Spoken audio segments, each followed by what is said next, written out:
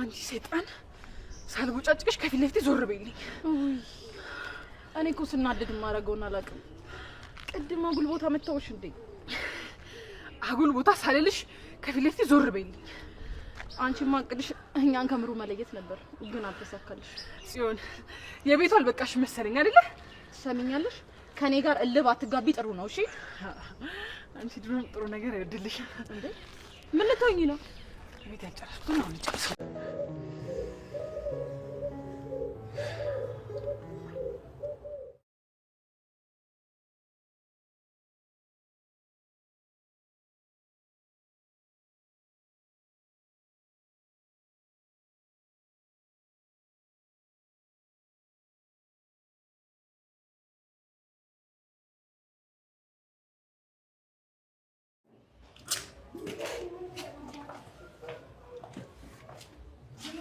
ምን ያደረክ ነው? አረ ምን አደረኩ ምርጤ? እስከ ዛሬ ድረስ ጎረቤት ውጪ ምናምን እያልክ አንተ ነበርክ ለካ ያጨስኪ ቆያው። ይኸውልሽ ምርጥዬ እንደዛ አይደለም እኮ ምን መሰለሽ። ቆይ መዋሸቱ ለምን አስፈለገ? ምን ታውቂያለሽ? ምን እንደማስብ ታውቂያለሽ? እኔ እንደዚህ አይነት ነገር ሰው ፊት ሳጨስ ምናምን ሰዎች ለኔ ትክክለኛ አመለካከት ያላቸው ላይ አይመስለኝም እና ለዛ ነው። ለምን አትረጂኝ? እንዴት ያስቡሃል እንዴ? ከሱሰኛው ሰው ምን አይነት ልክነት ነገር ነው የሚጠበቀው? አረ ምርጥዬ ግድ የለሽም። አንዳንድ ግን ካፍሽ የሚወጡ ቃላቶች በጣም ይደብራሉ። ይምር አንዳንዴ ባታውጫቸው ብዬ አስባለሁ። ቢያንስ ለሰው ስሜት ትንሽ እንኳን አትጠነቀቂም? ቆይ ግን አንተ ማን ነህ? በየቀኑ ሁሉ ጊዜ አዳዲስ ነገር ነው የማይብህ። እውነት ግን የኔና ዘመድ ነህ ማለት? የኔና ዘመድ ምናምን ለመልሳትና በቃ ገንዘብም ካለ ይከፈላል። ኒናን ወደዛ መላኩ ጥሩ ሀሳብ አይመስለኝም። ለምን እንዴ? በዛብህ እኮ ነው ሰውየው። ሚስቴን አስደብድበው ተጠርጣሪውን አሸሹብኝ ብሎ ነው የሚከሰው። ምን አይነት ነገር ነው? ቆይ ሰውየው ነገር በደላላ ነው እንዴ? መንደሩን ያስመረረ እኮ ነው። እሺ ታዲያ ምን እናድርግ? እስኪ እንግዲህ ወደ ህግ ሊሄድ ነው እያለ ነው። እሱን አይተን እንወስናለን። አይ ኒና ታዲያ ሁሉ ልትታሰር ነው? ወደ ህግ ከሄደማ የማይቀር ነው። ለነገሩ እሷን አንድም ቀን አያስራት። ለምን? ምላሷ ሊያስቀምጥ ሲላቸው እነሱ ራሳቸው ናቸው በነፃ የሚለቋት። ሂጂ በቃ ብለ። አይ ኒና ከመምጣቷ ራሱ እኮ በገጠሩ ፌመስ ሆነች።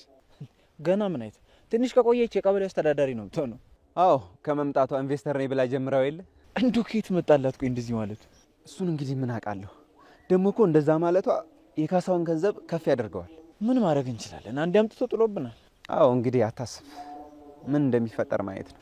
ከዛ ውጭ ምን አማራጭ አለን? ምንም።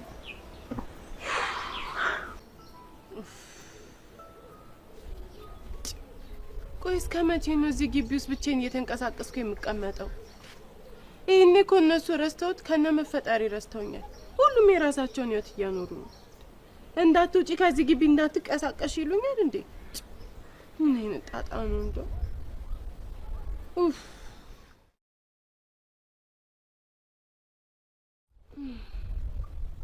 እዚህ ቤቶች ጆሬ ነው ሰው በራቤን ሳሰው መጣልኝ። ዋዬ ግቡ፣ እግዚአብሔር ይመስገን። እንዴት ነሽ? ወይ አንተ ነህ እንዴ? እኔ እኮ ሰው የመጣ መስሎኝ ደስ ብሎኝ ነበር። እኔ ነኝ። ምን ነው? አይ ምንም። አንቺ ምንድነው ሌላ አንጃ ግራንጃ የምታበዢው? እኔ ሰው አይደለሁም እንዴ? እሱማ ሰው ነህ፣ ግን ያው ከኔ ጋር የሚግባባ ሰው ማለት ነው። አሰግድ የት ሄደ? ጋሼ እንኳን የሉም ወጣ ብሏል። ይገርምሃል፣ ታታሪ ገበሬ ናቸው፣ ቤት አይቀመጡ። ምን ታታሪ ሆኑ አልሆኑ ምን ሊጠቅሙኝ ነው ለኔ? እንዴ ይጠቅማል እንጂ እስኪ አስበው፣ ጋሼ ታታሪ ገበሬ ናቸው ተብለው ሲሸለሙ ለእናንተና ለሰፈሩ ለማህበረሰቡ እኮ ደስ ይላል። ያላልኩሽን አትቀባጥሪ በቃ። ለማንኛውም ግን ያው በቅርቡ እግሬ ስር መስገድ አይቀርም። እንዴት? አንቺ ትንሽ የተናናቅን አልመሰለሽም? ማለቴ ያው መሬታችሁን ላለማደል ያው ኢንቨስተር አይደለም። ባክሽ ምንም ሁኚ ለኔ ጉዳይ አይደለም። ይገርምሃል፣ ለኔና ከወረደው ሌላም ታቂ መንፍረድሽ በጣም ተሰማኝ። ለዛ ነው በቃ ሱስ እኮ ለምንም ነገር መፍትሄ አይሆንም። ይኸውልሽ ምርጥዬ፣ እኔ እሱን አባባል በጣም ነው የምጠላው፣ በጣም ነው የሚያስጠላኝ። ለምን? ምክንያቱም እሱ እዛ ተመቻችቶ በሞቆ ቤት ውድል ብሎ እየኖረ ሆዱ ተራራክሎ ምናምን እኛ በምናደርገው ነገር ሙድ ለመያዝ ይሞክራል። እኛ እኮ ያን ነገር የምናደርገው ረሃብን ለመታገስ ነው ማስሽ የምንጠቀመው። ይህን ነገር ደግሞ ማንም ይረዳሽ ነገር የለም። አንቺም ለዛ ነው ያልተረዳሽ ምርጥዬ። እንዴ እና ሱስ ጥቅም አለው? አዎ ለእኔ ጥቅም አለው። ያኔ ረሃቤን አስታግሶልኛል። እና አሁን እኮ ትልቅ ሰው ሆነሃል፣ ማቆም የለብህም? አንድ ጥያቄ ልጠይቅሽ? እሺ ጠይቀኝ። በቸገረሽና ማንም ባልነበረሽ ሰዓት አጠገብሽ የቆመልሽ ነው ምናምን ትረሻለሽ? ስለዚህ እኔ ደግሞ ሱሴ ባለውለታዬ ነች። በችግሬም በሀዘኔም ቀን የነበረች እሷ ነች። ይህን ነገር ደግሞ በቀላሉ አቆም አልችልም ነው የምልሽ።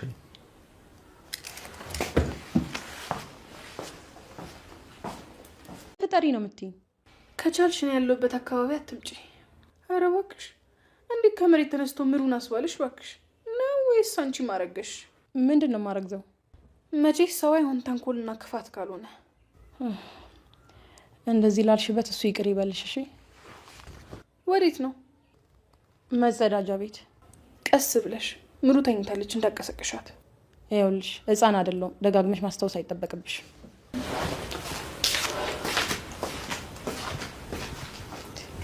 ቆይ ለምንድን ነው ውስጥ ምንም ሊያምናት ያልቻለው?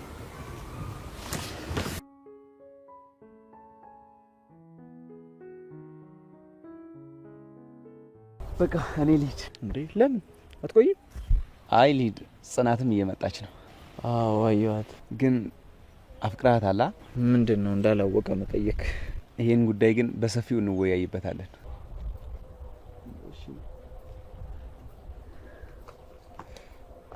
እንዴት ናችሁ? ደህና ነን። በቃ እኔ ልሂድ። እንዴ ወዴት ነው? እኔ ስመጣ አይ እስካሁንም እኮ ብቻውን ከሚሆን ብዬ ነው። በቃ እሺ ማታ ና። እሺ በቃ እመጣለሁ።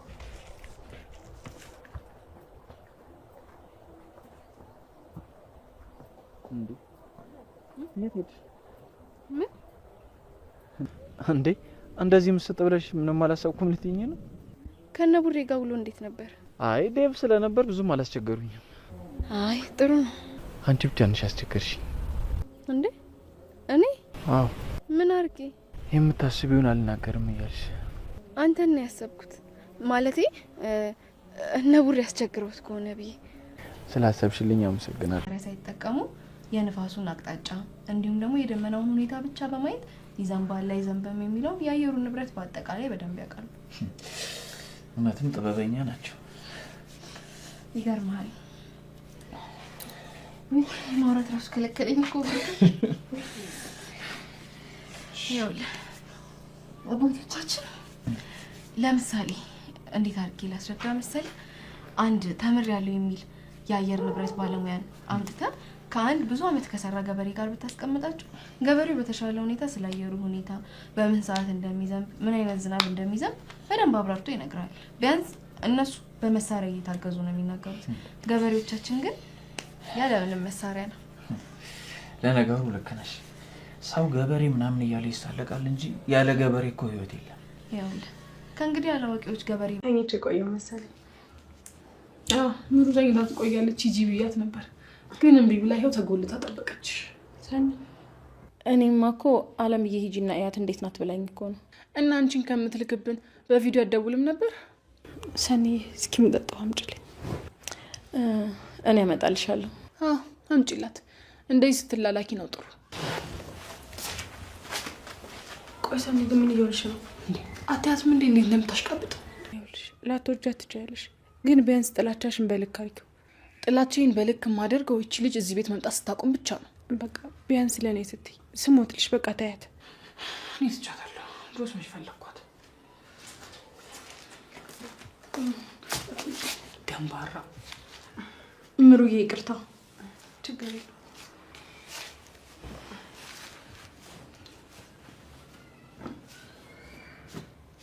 ምን ነው ጭንጥላሸት ታያት እንዴ? ምንድን ነው? ቀይ አልሰማችሁኝም? እንዴት ናችሁ? እኛ ከጠላት ጋር ንግግር የለንም እናቴ። አንተ ሰውዬ ምንድን ነው እንዴ? ምንድን ነው ይሄን ያህል? ሚስትህን በድብድብ አሸነፍኳት እንጂ ሌላ ነገር አላደረኩም። እኔ እንግዳ አክብሬ እንጂ አንቺ መቻቃትሽኝ።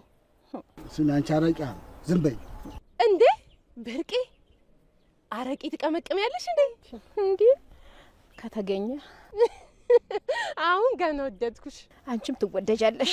አንቺ አፍሽን ብዬ እንዳልገላገልሽ እንዴ። አንተም ካሳ ልትከፍል ነው? ከዛ አንቺ ሴትዮ ዝም በይ።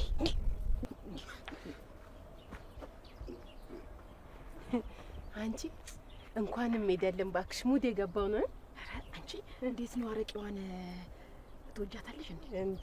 ቀላል። እኔም አልወደው ነገር የለም ብርቅዬ። ተጣበቁ ማለቴ፣ አረ ተቃቀፉ። ኒና ቆይ ለምንድን ነው ቀስ ማትይ? ውይ ጽዬ፣ እኔ እኮ ቀልብ የለኝም። በቃ እንቀዠቅዠኛል። እግሬ ደግሞ እርጥብ ነው። በቃ እንደዚች አይነት ነገር ላይ ዘፍ እያለ ያስገባኛል። እና በፎጣ አድርቂዋ። አይ ኪራ፣ እንደው እኮ ዝም ብለህ ታስቀኛለህ። እሺ ምን ፈልገሽ ነው እንዴ?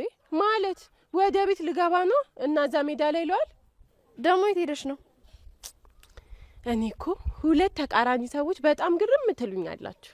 ማለት አንቺ ቤቱኝ፣ አንተ ደግሞ አትምጪ። እኔ ምን ይሻለኛል? ቆይ ኒና፣ ወደ መጣሽበት ተመለሽ።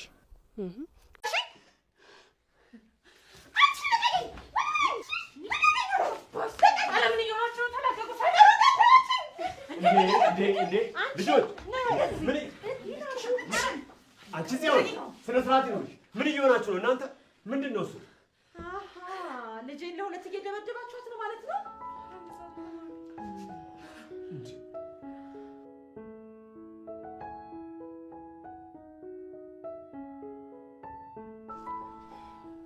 ቆይ ግን ይሄ እንዴት ሊሆን ቻለ? አላቅላትም ማሚ። እንዴ ሲጀመር እኮ እሷ ያለችበት አለምጣ ብዬ ነግሬሽ ነበር። እኔ ይኸውልህ ይፈጠራል ብዬ መች አሰብኩ። እናንተ ባደርሱ እኮ ገላኝ ነበር። ቆያች ነፈዝ ምን እየሰራች ነበር? እሷማ ውስጥ ነበረች። ናሁን መምጣቱን እንዳነግሯት ስላለ እንዳሰማ ብለን ውስጥ ነበረች። ድሮስ እሷ ከመጋደም ውጭ ምን ታውቃለች? ቤቷ ውስጥ እንኳን ምን እንደተፈጠረ አታውቅም። ነቅላው የሄደች ያክል እኮ ነው ያመመኝ። ደህና ነሽ እኮ ግን እንዲያው አሁን ቆይ አንቺ ለእሷ አንሰሽ ነው? ሳላስበው ስለተከመረችብኝ እንጂ ለእሷማ አላንስም ነበር። የዘንድሮ ልጆች ልፍስፍሶች ናችሁ እኮ። እኔ ቢሆን በእናንተ እድሜ 3ቱን አጋድሜዋለሁ።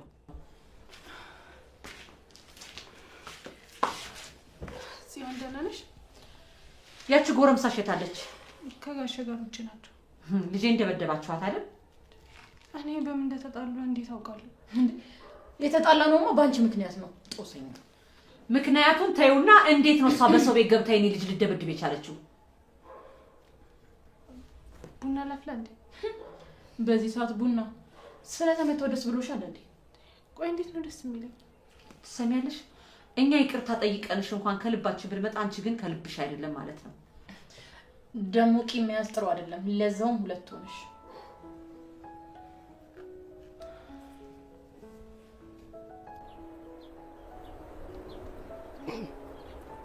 ምን አይነት ጉር ናት በእናታችሁ?